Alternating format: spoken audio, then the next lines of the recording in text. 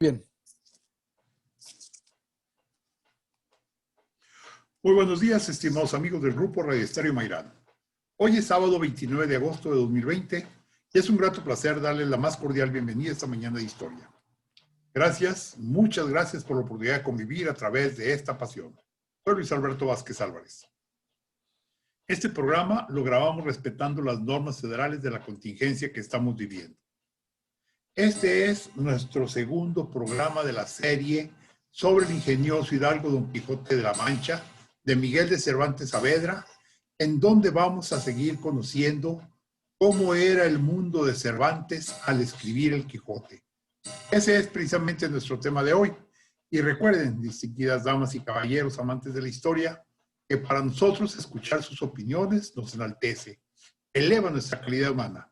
Por ello les invitamos a que con toda confianza nos brinden su visión del tema y nos honren con ello. Con mucho agrado damos la más cordial de las bienvenidas a nuestro invitado, Juan Antonio García Villa, licenciado en Derecho y Economía, funcionario y legislador federal, intelectual, columnista de varios medios de comunicación y actualmente diputado local de Coahuila. Juan Antonio, muy buenos días. ¿Cómo te va, Luis Alberto? Muy buenos días. Como siempre, me da mucho gusto tener la oportunidad de saludarte y a tu amplio auditorio.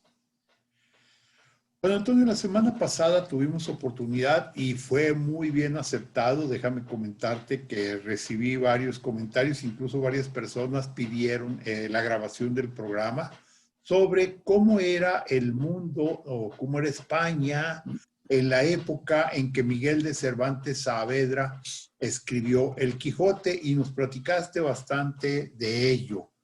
Quisiera que, por ejemplo, continuáramos un poco, que nos platicaras un poco para irnos ubicando en la época del Quijote.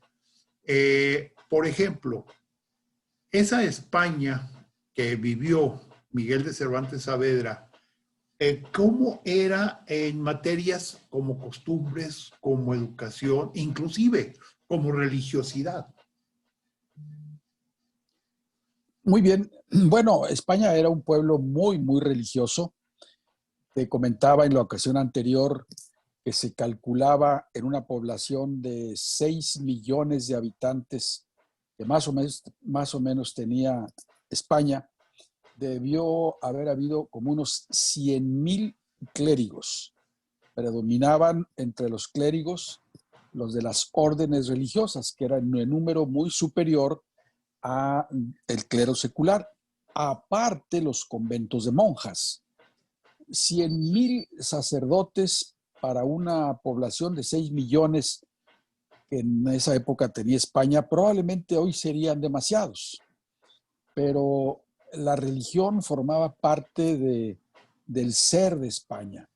Era parte de su identidad, no solo en materia de piedad, sino cultural. Los grandes escritores, poetas, tratadistas, juristas, eran clérigos. Obviamente la España del siglo de Cervantes tuvo un cambio muy importante a partir de que pocos años antes se había celebrado el Concilio Tridentino, el Concilio de Trento, y estableció ya con mucho rigor el celibato.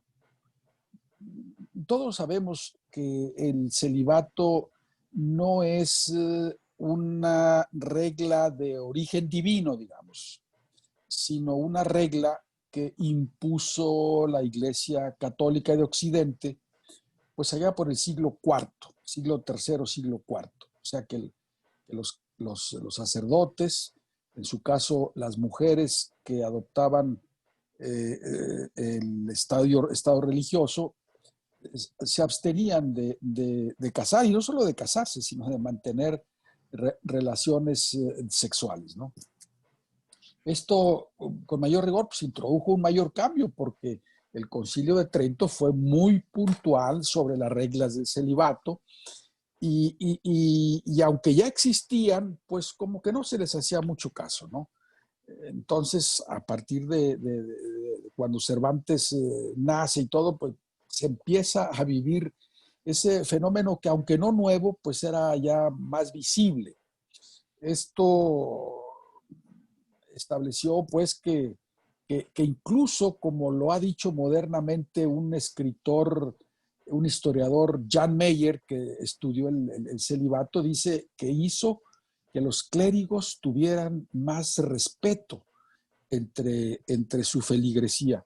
En fin, es un cambio importante. Ahora, los clérigos forman el núcleo cultural por excelencia de España, porque en las universidades y en las escuelas, sobre todo de los jesuitas, cuando Cervantes es joven, ya existían las escuelas de los jesuitas y su fundador, San Ignacio de Loyola, pues es el gran hombre de la España del siglo XVI, del siglo XVI propiamente.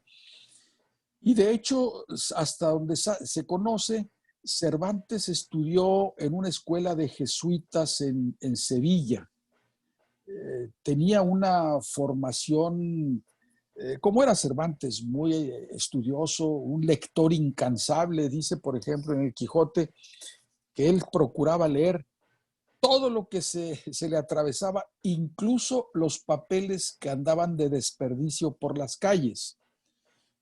Cervantes, pues, creo que recibió una buena educación con los jesuitas y pues, hospitales, orfanatos, casas para ancianos, los cementerios, estaban al cuidado de la iglesia. La iglesia se identificaba mucho con el pueblo español y esta misma actitud y esta misma tradición y este mismo fervor religioso se trasplantó a América, aunque aquí se introdujo pues la incorporación de costumbres y de prácticas incluso religiosas indígenas a la tradición católica. Fue Sincretismo. un sincretismo desde mi punto de vista muy inteligente, no para ganarse a los indígenas, sino para hacerles comprender las, la dogmática de la Iglesia Católica, porque este sincretismo en su parte pagana nunca fue aprobado por la Iglesia Católica, sino que era en México una fórmula de rendir el tributo de adoración a Dios y las prácticas cultuales de otro tipo al santoral de la Iglesia Católica. Bueno, entonces estamos pues con que la religiosidad de España era grande y no tuvo España el mismo efecto devastador que la reforma luterana tuvo en otras partes de Europa, no se diga en Francia o en la misma Alemania, que prácticamente se dividió el catolicismo en dos, luteranos y católicos. No, España se consolidó como, como con una gran unidad religiosa. Incluso algunos autores como Américo Castro, que nada tiene de... Américo Castro es un autor contemporáneo, un gran cervantista, un estudioso, un filólogo, un reconocido estudioso de la literatura, sobre todo del Siglo de Oro. Él dice que el hecho de que hubiera existido la Inquisición en la época de Cervantes, no era una Inquisición arbitraria. No trataba de juzgar a alguien solo por caprichos o por venganza, sino que los análisis que hacía la Inquisición, por ejemplo, que lo hizo del Quijote, en la primera edición o en la primera parte de la primera edición del Quijote, curiosamente, la Inquisición española no le encontró absolutamente nada que contraviniera la doctrina católica.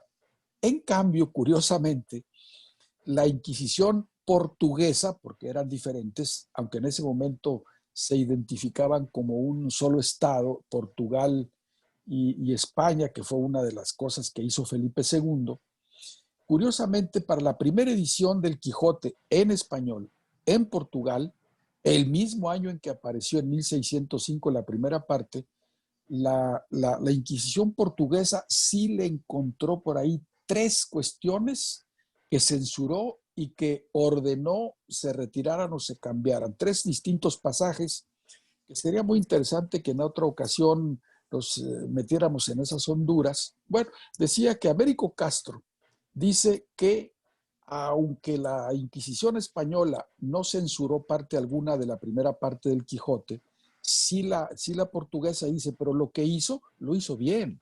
Lo hizo conforme a la teología católica, que esos 3 pasajes pues eran muy discutibles.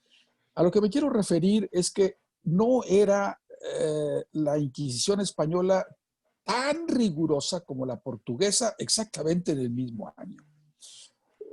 España, pues, se mantiene en su unidad religiosa que le da grandeza, porque ningún país europeo tuvo los alcances en todos los ámbitos, no solo en conquistas territoriales que tuvo la España de los siglos XV y XVI. Ahora bien, en el Quijote vemos precisamente ese concepto de religiosidad que se manifiesta tanto en él, en el Quijote, como en Sancho, como con las personas con las que conviven. Y yo me refiero aquí a la religiosidad del pueblo, a las costumbres y el hecho, por ejemplo, que también se transmitió mucho a México, de que todos los pueblos tenían un santo patrono y eso a su vez significaba costumbres, significaba ritos especiales para ese santo patrono. Sí, fíjate que hay un dato muy significativo y que los lectores del Quijote lo notan. A lo largo de 124 capítulos, nunca se dice, por ejemplo, que Don Quijote vaya a misa, lo cual para la España del siglo XVI o principios del siglo XVII es muy raro. Sí se dice, por ejemplo, que el Quijote reza el rosario ¿Sí? cuando está en Sierra Morena, torturándose por el amor de Dulcinea como un sacrificio personal que él hace por un amor auténtico de tipo platónico, que en aquella época no se llamaba platónico, sino amor caballeroso, que no pretendía lo erótico, sino simplemente el amor incluso de un hombre a una mujer en el más puro grado. Bueno, Don Quijote arranca una parte de su camisola, de su camisa, y trenza un rosario con 10, hace 10 nudos y son como un misterio del rosario, ¿no? Que es, por cierto, una de las partes que elimina la Inquisición portuguesa, porque le parece algo grotesco, ¿verdad? Que Don Quijote, para rezar el rosario, eh, tome una franja de la falda de su camisa y haga un misterio. Pues eso le pareció que era una especie de burla a la Inquisición portuguesa, que no le pareció eso a la Inquisición española. Hay una frase por ahí, cuando en la primera parte del Quijote, en la segunda salida que ya lo acompaña Sancho, Don Quijote imagina a su Dulcinea, que en realidad los lectores de la novela nunca la vimos, nunca la conocimos, sino nada más por meras referencias. Van a buscar a Dulcinea al Toboso. Sancho Panza ya había ido antes como embajador a dejarle una carta que describe Don Quijote, y que por cierto a Sancho se le olvida llevársela, y aunque memoriza lo que escribió, va con un escribano para que le escriba lo que recuerda que Don Quijote él mismo en voz alta le fue escribiendo. Y que por cierto, la comparación es deliciosa entre lo que fue el original de la carta de Don Quijote a Dulcinea y que Sancho le dicta al escribano. Pero bueno, andan buscando por ahí dónde está el palacio de Dulcinea en el Toboso. Ya se les hizo noche. Buscan por aquí, por allá, Don Quijote, Sancho, a mí me parece que ese gran castillo con su enorme alcázar, sin duda es el palacio de Dulcinea. Y luego dice Sancho, a mí me parece más bien que es la iglesia, que es la iglesia del pueblo. Y entonces se para rápidamente, detiene la marcha de su caballo y Don Quijote y dice, con la iglesia hemos dado, Sancho. Esta frase es muy conocida, Sí. que desde luego está sacada de contexto, no solo porque la versión popular que la gente suele decir es con la iglesia hemos topado, Sancho, y no la versión original y la auténtica, y la que todo el mundo puede leer, dice, con la iglesia hemos dado, Sancho. Y se ha interpretado como una animadversión que el autor del Quijote, o sea, Cervantes, tenía contra la iglesia. Los mejores tratadistas, desde luego la Real Academia Española, Rodríguez Marín, dicen, no se sabe de dónde se saca esa interpretación, no tiene ese alcance que popularmente se le ha dado. Ok, muy interesante. Vamos a hacer una breve pausa y al regresar continuamos platicando precisamente sobre esa España de Miguel de Cervantes Saavedra. Vamos a la pausa. Regresamos a Diálogos con la Historia. Estamos platicando con Juan Antonio García Villa. Él es licenciado en Derecho y Economía, ha sido funcionario federal y es un intelectual y columnista de varios medios de comunicación. Actualmente es diputado local de Coahuila. Juan Antonio, en esa España tan especial del siglo XVII, donde vivió Miguel de Cervantes Saavedra, bueno, fines del XVI, principios del XVII, esas costumbres populares, esa cuestión de los pueblos, la cercanía, las pequeñas comunidades, como nos decías la vez pasada, que había muchísimas pequeñas comunidades. Por ejemplo, nos interesaría saber cómo era la gastronomía española, qué bebían, qué comían los contemporáneos de Cervantes. Por ejemplo, tenemos el famoso detalle de la paella tan famosa, pero hay una cuestión muy interesante que se habla en el Quijote, que es un famoso enigmático platillo de duelos y quebrantos. ¿Qué nos puedes platicar sobre ello?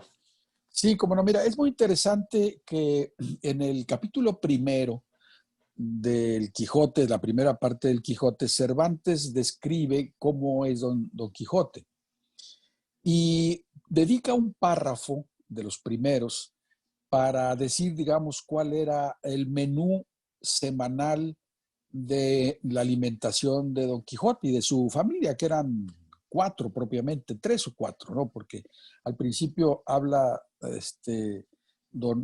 Cervantes de una persona que laboraba ahí y después ya no se vuelve a ocupar de él. Bueno, más su sobrina y la ama de llaves. Decía que, dice así Cervantes, una olla algo más vaca que carnero, salpicón las más noches, duelos y quebrantos los sábados, lentejas los viernes, algún palomino de añadidura los domingos, consumían las 3 partes de su hacienda. Vamos a empezar por el final. Lo que era la alimentación, la comida de la semana de Don Quijote, le significaba las 3 partes. En aquella época, decir 3 partes era decir las 3/4 partes de su hacienda. Hoy diríamos las 3/4 partes de su ingreso. O sea, Don Quijote gastaba bastante solo en la comida. Y para la época, como lo vamos a ir viendo, no era una comida de rico. Era una comida de noble y más bien de noble pobre. Empieza diciendo una olla algo más vaca que carnero. En la España del siglo XVI, principios del XVII, el platillo nacional por excelencia era la olla común o la olla podrida. Hay una diferencia importante entre la olla común y la olla podrida. En México no le llamamos olla, le llamamos puchero o le llamamos caldo de res. No es en México, no tiene en México el caldo de res o el puchero la importancia que tiene en España.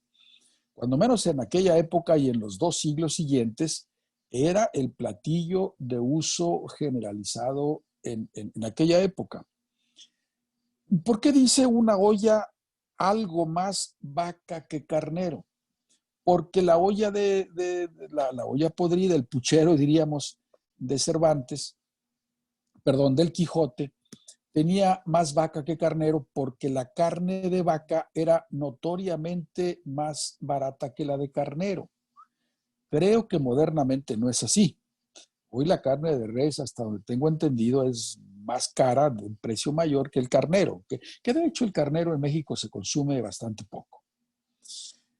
Una olla podrida, que era la de los ricos, tenía pues legumbres, iba ahí con distintas legumbres, pero además llevaba pernil de cerdo, gallina, chorizo, etcétera. Era la olla podrida, la olla de los ricos. La de los pobres era como la que tomaba Don Quijote, algo más vaca que carnero. Y se decía que cuando la olla de plano no llevaba carnero, decía un dicho, olla sin carnero, olla de escudero, o sea, de los más pobres todavía, ¿no? Bueno. Y sigue diciendo Cervantes, salpicón las más noches. El salpicón era parte de la carne de vaca, más vaca en este caso, que sobraba de la comida de mediodía y se preparaba ya sin el caldo, digamos, y se preparaba con pimienta, con sal, con algo de aceite de oliva, y se tomaba como parte de, como la cena de la noche de los nobles pobres, como era Don Quijote. Luego dice, duelos y quebrantos los sábados. Duelos y quebrantos es un platillo que fue muy común seguramente en los siglos XIV, XV, XVI y parte del XVII en España, pero que después el nombre del platillo cayó en el olvido y curiosamente no quedó en la tradición, en algún escrito, en alguna novela, en qué consistían los duelos y quebrantos. Desaparece el nombre, pero no el platillo, y durante 150 años los cervantistas discuten, increíble, es una discusión casi bizantina como para determinar el sexo de los ángeles, ¿no? ¿En qué consistían los duelos y quebrantos? Unos decían que era una cosa, otros decían que era otra, ¿no? Que aquello, que esta, que la otra. Bueno, hasta que a principios del siglo XX, don Francisco Rodríguez Marín estableció por un estudio súper erudito que hizo, pero sobre todo a partir de las primeras traducciones del Quijote al francés y al inglés, que se vino a descubrir con toda sencillez qué eran los duelos y quebrantos. Porque como esa expresión, duelos y quebrantos, no la podían traducir al francés o al inglés, pues resultó que los duelos y quebrantos eran fritadas de huevo con torreznos. Torreznos le decían en aquella época a trozos grandes de tocino. Entonces, pues hoy diríamos unos huevos con tocino, pero con el tocino de aquella época, que no eran las rebanaditas que ahora estamos acostumbrados, sino partes gruesas, eran los torreznos, tocino en pedazos grandes. Es una de las cosas que a mí me han parecido más significativas de la historia o de los análisis del Quijote. Este es rarísimo, es increíble. Hay dos grandes discusiones, hay muchas, pero hay dos grandes discusiones entre los cervantistas. Primero, esta de duelos y quebrantos, que es increíble lo que se escribió, lo que se discutió, lo que se debatió, hasta que don Francisco Rodríguez Marín, oye, pues si la traducción francesa de los primeros años dice que eran huevos revueltos o fritada de huevos con tocino, pues esos eran los duelos y quebrantos. Vamos a ver la inglesa, la de Shelton, pues dice lo mismo. Entonces, eso fue de la manera. La otra gran discusión que ojalá pudiéramos dedicarle cuando menos un bloque de estos programas, es determinar quién fue el autor del Quijote apócrifo que se hizo aparecer cuando se publicó en 1614, un año antes de la segunda parte del Quijote. ¿Quién fue el autor de el Quijote apócrifo? Se firmó como Fernández de Avellaneda, pero todo el mundo supo desde el principio que era un seudónimo, un nombre falso. Y de la manera más increíble, se vino a dar con un 99% de aproximación quién fue el verdadero autor del Quijote, que es un sujeto al que en el famoso capítulo donde van unos presos, identifica a Don Quijote con quien había tenido una enorme rivalidad en la famosa batalla de Lepanto. De ahí le viene a Don Quijote el mote que todos conocemos de el manco de Lepanto, que en realidad no quedó manco, quedó con la mano izquierda lisiada, digamos, pero la tuvo hasta el final. No la podía utilizar quizá como la utiliza una persona normal. Pero bueno, esas dos son las dos grandes discusiones y continúa diciendo así, lentejas los viernes, lentejas los viernes. Los viernes, como sabemos, ya se había establecido por el Concilio Tridentino la abstinencia y no se comía carne roja, pero se podía comer pescado. Entonces se hacía una sopa de lentejas que tenía un inconveniente. Las lentejas se creía en aquella época que provocaban sueño y que aturdían a la gente. Y le llamaban el platillo, era un platillo como desagradable, no porque no estuviera sabroso, sino simplemente porque le atribuían esas consecuencias que finalmente pues resultaron patrañas y nadie sabe de dónde salieron. Eso tomaba Don Quijote, que además los viernes tomar lentejas era muy común. Todavía, hasta hace no muchos años, quizá 40, 50, en Cuaresma los viernes eran de lentejas. Y antes, todavía, quizá a principios del siglo XX, las lentejas eran, igual que el caldo de habas, eran un platillo muy popular, pues aún en las altas esferas de la sociedad. Bueno. Déjame preguntarte algo relacionado con esto mismo. ¿Qué comía Sancho Panza? ¿Qué le preparaba Juana a Sancho Panza?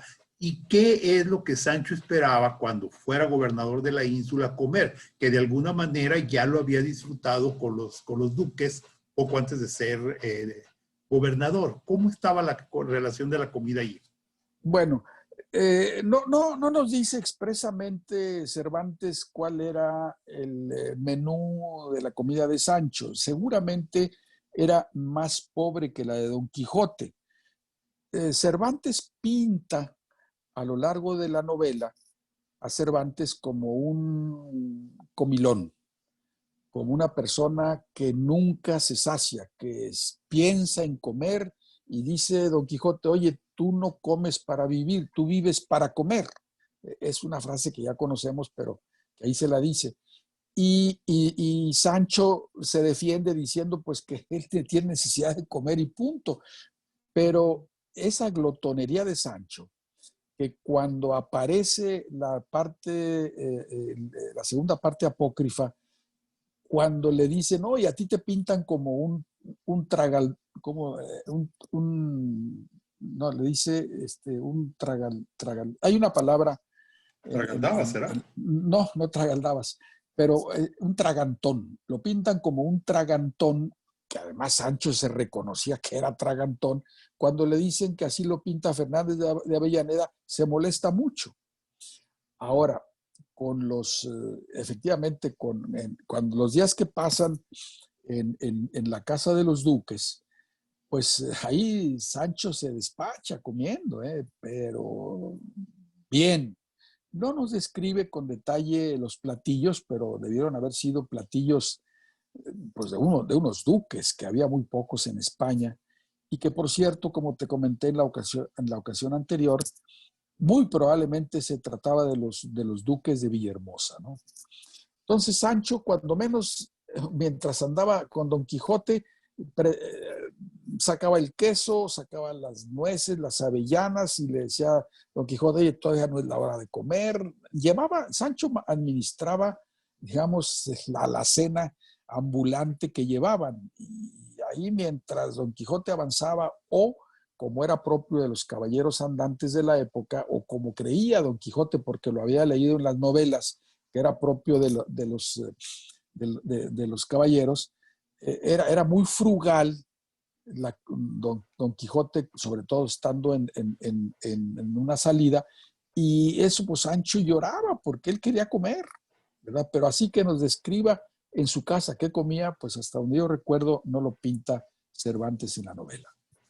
Lo único que sí es que cuando llegó a ser gobernador de la ínsula, allí sí no comía nada. Bueno, porque el doctor Tirteafuera bueno, era una broma de los duques. Él pensó Claro, que llegando a ser gobernador iba a atragantarse y renuncia a ser gobernador precisamente porque no soporta la dieta esa que le puso de comer rebanadas de membrillo secas y cosas de esas, ¿no?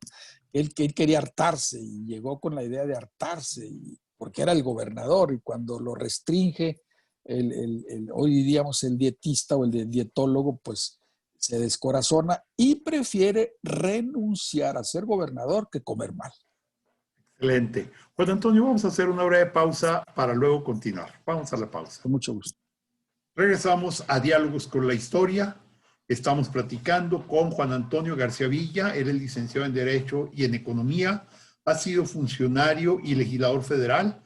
Es un intelectual y un columnista de varios medios de comunicación. Actualmente es diputado local de Coahuila y, como usted se dará cuenta, pues es un enamorado del Quijote. Juan Antonio, hay una discusión. Dicen que en cuestión de historia no hay los hubiera. Sin embargo, a mí me gustaría que tú sí, que tu especialidad es precisamente esto, el Quijote, nos platicaras de esa discusión interminable, de que en algún momento un hecho casi normal en España de Cervantes era que se viniera a América a realizar actividades pues administrativas, inclusive buscar minas y demás. Y hay la presunción, que creo que está más allá de la simple presunción, de que Miguel de Cervantes Saavedra creía tener los derechos para venir a América a trabajar para la corona española. ¿Qué hay en esto? Bueno, es verdad, ¿eh? Se encontró ya hace más de 100 años en los archivos de España un memorial, así se decía entonces, que Cervantes le envió al rey, está fechado el 21 de mayo de 1590, cuando Cervantes tenía 43 años. Recordemos que él nació en septiembre de 1547. A mayo de 1590 casi tenía 43 años. Le escribe al rey y le pide, como entonces se decía, una merced, es decir, que le conceda algún privilegio, tierras en América o algún cargo público. E incluso seguramente Cervantes se informó qué cargos públicos estaban vacantes en América y dice, con cualquiera de los 4 siguientes me conformo. Y los menciona: la contaduría del nuevo reino de Granada, encargado de las galeras de Cartagena de Indias, ambos en lo que hoy es Colombia. O también se interesó por ser corregidor de la ciudad de La Paz, en lo que hoy es Bolivia. O ser el gobernador provincial del Soconusco. El Soconusco en aquella época era parte de la Capitanía General de Guatemala, que luego con el hecho de que Chiapas pasó a formar parte de México, el Soconusco queda en Chiapas y hoy es parte de México. Entonces escogió estos 4 ocupaciones o empleos o cargos que le solicitó al rey con el carácter de merced, y argumenta los servicios que ha prestado como soldado. Cervantes se enorgullecía, era para él un honor decir que fue soldado y soldado valiente y entregado a la causa de defender al rey de España y a su patria. Participó, como todos sabemos, en la famosísima batalla de Lepanto. Dice Cervantes que no ha habido otra, ni llegará a haber en los siglos otra batalla más grande. Eran cientos de naves en el mar peleando en las costas de Italia, de cristianos contra el Islam, ¿no? Y en esa batalla, pues como todos sabemos, o sabemos que le pusieron el manco de Lepanto porque estando con fiebre, como después se determinó por las partes que se encontraron de esa batalla, pero sobre todo porque alguien narró, alguien que fue no solo testigo, sino actor de esa batalla, narró, y aparece ahí mencionado Cervantes como un soldado muy valiente. Y estando con fiebre sale a pelear y un arcabuzazo le deja lisiada la mano izquierda, que no perdió, pero pues se le conoce con el nombre de Manco de Lepanto, por la batalla de Lepanto. Pero yo entiendo que Manco es el que carece de la mano.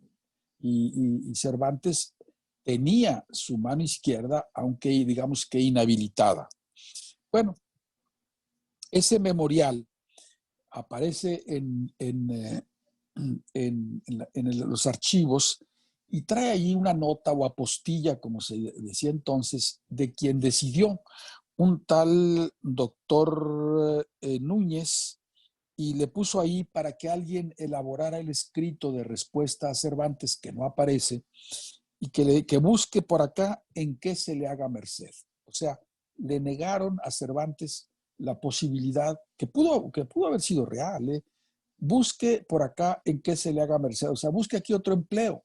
El hecho es que al poco tiempo aparece como cobrador de impuestos en la área rural de Andalucía y recorre los pueblos, por eso conoce muy bien Andalucía cobrando los impuestos, y sobre todo en una campaña que se realizó para ir almacenando sobre todo trigo y aceite de oliva, porque España estaba preparando la Armada Invencible que iría a enfrentar a Inglaterra.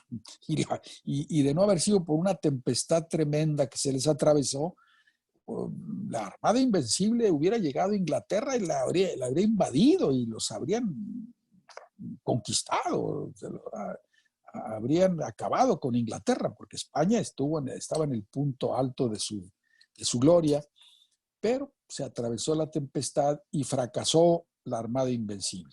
Bueno, pero Cervantes anduvo encargando 1591, 1592 como recaudador de impuestos. Como dijimos, creo que lo dijimos en la ocasión anterior, Cervantes no tuvo estudios formales, quizá solo el equivalente de lo que hoy pudiéramos llamar la secundaria o quizá la preparatoria, hecha con los padres jesuitas en Sevilla. Bueno, pues si Cervantes hubiera venido a América, ¿qué hubiera pasado? Yo conozco como 30 biografías de Cervantes. Me di a la tarea de buscar ese pasaje en 6 o 7 de ellas y brevemente, si me permites, pudiera leer lo que cada uno de ellos dice, de los más famosos cervantistas o que han escrito la biografía de Cervantes. Y, por ejemplo, Américo Castro, que ya he mencionado en otras ocasiones, que es un conocedor profundo sobre todo del pensamiento de Cervantes, dice de manera tajante que de haber venido a América no se habría escrito. Dice así Américo Castro.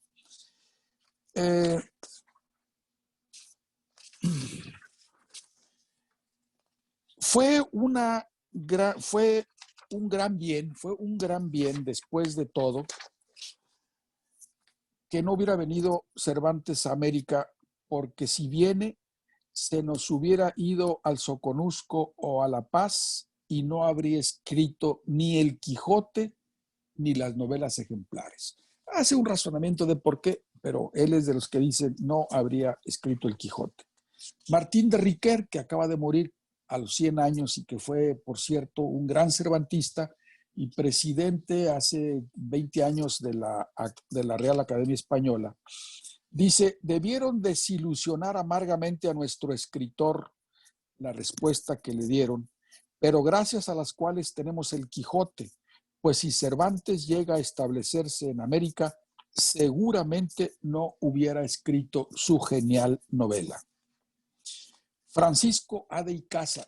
Francisco A. de Icaza fue mexicano que lo mandaron en un cargo diplomático menor a España siendo muy joven, era un gran intelectual y se quedó a vivir en España, pero dicen los cervantistas que conocen que es el más grande cervantista que México ha dado, el más grande cervantista. Dice, es el único cervantista mexicano de fuste.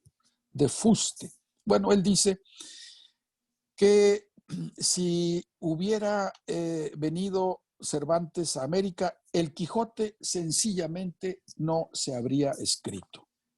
Hay un inglés que es un gran cervantista ya fallecido, James Fitzmaurice Kelly, y dice también la negativa con que fue recibida la petición de Cervantes en el Consejo de Indias fue un favor para el mundo, porque hizo posible la creación del Quijote. O sea, Fitzmaurice Kelly dice que si Cervantes hubiera venido a México, no se hubiera escrito el Quijote. Un francés biógrafo, Jean Canavallo, dice más o menos lo mismo. De haber obtenido la gracia de un empleo en América, Cervantes, habría partido sin el ánimo de volver. Se habría perdido un gran autor para las letras. Tal vez no, pero nos cuesta trabajo imaginar a Don Quijote y a Sancho viniendo al mundo bajo el cielo de Colombia o Guatemala, cuando menos digo, el Quijote habría tenido un perfil muy distinto. Andrés Trapiello, joven, relativamente joven cervantista, pero de cervantista de los buenos, que ha escrito recientemente una gran biografía de él, dicen los historiadores que de haber partido Cervantes a América, no habría escrito el Quijote. Pero o de haber tenido fortuna en sus negocios, tampoco lo habría escrito. Y es cierto, en el prólogo de la segunda parte se hace un razonamiento sobre eso. Hay unos nobles españoles que van a arreglar el matrimonio de una hija del rey de Francia con un hijo de Felipe II. Preguntan por Cervantes y dicen, pues es un pobre viejo soldado, pobre. ¿Cómo que pobre? ¿Qué no está mantenido por el erario español y bien pagado? No, es pobre. Güey, dice un noble francés, bueno, si ser pobre lo ha obligado a escribir algo tan grande como el Quijote, pues que siga siendo pobre. Hay un cervantista colombiano que dice, bendito sea Dios una y mil veces por no haberse venido Cervantes a América para estas tierras nuestras, donde quizá no habría escrito las aventuras del ingenioso Hidalgo. Y esas son solamente 6 o 7 de los biógrafos, yo conozco como 30 de Cervantes, y todos casi unánimemente opinan lo mismo. ¿De qué dependió de la decisión ahí que tomó ese famoso doctor Núñez, que dijo, no, busque acá en qué se le puede ayudar? Y eso sirvió, curiosamente, según lo que dicen todos los historiadores y casi todos los biógrafos, que no se habría escrito el Quijote, la obra más grande que el género humano haya producido, según Dostoyevsky. Pues ¿Y qué hay dice mucho que comentar. Antonio García Villa al respecto? ¿Y qué pasaría si fuera en un lugar del Soconusco del cual no quiero acordarme? Bueno, como dice alguno de ellos, quizá habría sido un Quijote diferente. Y vaya, porque es un Quijote que deambula en América, en el Soconusco, o en Colombia, o en La Paz, Bolivia, buscando hacer la justicia, viudas que ayudar, huérfanos que apoyar, débiles a los cuales rescatar, princesas que van plagiadas y las que rescate, en fin, tuertos que enmendar, hubieran sido muy diferentes en tierras de América a las tierras de España, pero sobre todo no hubiera descrito las costumbres de España de su época, quizá no con la habilidad o con el conocimiento propio de cómo ya se empezaban a conocer en América. Hay que tener presente que ya desde la conquista de México en 1521, cuando concluye la conquista, a 1605, había pasado ya casi un siglo. Seguramente ya era la raza mexicana o las costumbres, las tradiciones que se empezaban a formar. El sincretismo religioso, por ejemplo, pues es algo que Cervantes no conoció. Como Cervantes no conoció el tomate, como Cervantes no conoció el pimiento, que es tan generalizado en la gastronomía española, como Cervantes no conoció el chocolate. Lo más probable es que Cervantes, que no menciona una sola vez el tomate ni el chocolate, bueno, pues aquí en México los hubiera conocido, y quizá el Quijote con un Sancho Panza americano hubiera sido un tanto diferente. O no se hubiera producido. Pero Cervantes, a pesar de todos los problemas que tuvo en su vida, empezó a escribir el Quijote cuando, trabajando como recaudador de impuestos en Andalucía, fue a dar a la cárcel porque las cuentas no le cuadraban, hasta que tuvo que justificar que sí cuadraban, salió de la cárcel. Y dice que ahí en la cárcel, donde tiene en su habitación las cosas más tristes, empezó a nacer el Quijote. Excelente, excelente. Pues Antonio, comentábamos al finalizar el programa anterior la posibilidad de que tuviéramos un programa sobre las ediciones del Quijote, inclusive ¿Cómo no? lo que cuestan los Quijotes ahora y lo que recibió Cervantes en su momento. ¿Te parece bien? Sí, me parece muy bien. ¿Cómo no? Por Muy bien, supuesto. pues ya es un compromiso. Muchísimas gracias a Juan Antonio García Villa por estos dos programas que han sido realmente para mí fabulosos. Gracias, Juan Antonio. Gracias. Buenas tardes, buenos días. Muchas gracias a mi compañera Claudia Martínez Martel, la coordinación general y su voz en el dato histórico. A Roberto Ríos, mi compañero en la dirección de la edición y grabación de este programa. Y a ustedes, estimados amigos, los esperamos el próximo sábado, ya 5 de septiembre, con ese tema de las ediciones del Quijote. Muchas gracias, muy buenos días, muy feliz fin de semana.